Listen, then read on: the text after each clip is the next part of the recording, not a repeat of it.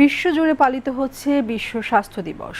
দিনটির এবারের প্রতিপাদ্য নির্ধারণ করা হয়েছে স্বাস্থ্য সেবা বিজ্ঞান সুরক্ষিত সকল প্রাণ।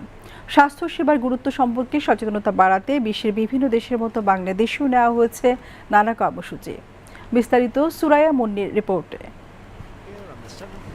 1948 সালে বিশ্ব স্বাস্থ্য সংস্থার প্রতিষ্ঠার স্মরণে প্রতি বছর এই দিনে বিশ্ব স্বাস্থ্য দিবস পালিত হয়।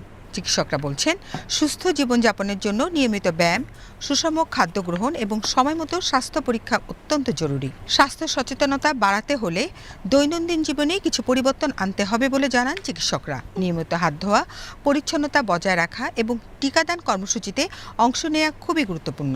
আমাদের চারপাশের পরিবেশ এবং আশেপাশের সকল প্রাণীদের স্বাস্থ্যসেবা নিশ্চিত করতে হবে এবং সেটা হতে হবে বৈজ্ঞান ভিত্তিক পদ্ধতিতে।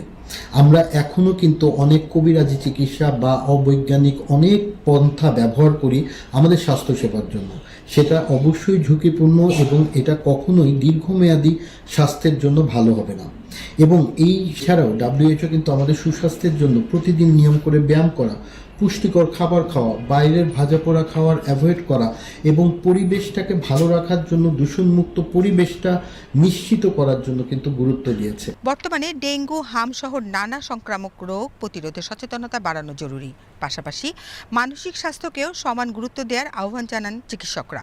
মানুষ যেমন আছে, প্রাণী যেমন আছে, প্রকৃতিও আছে, সবকিছু মিলে কিন্তু সুরক্ষা।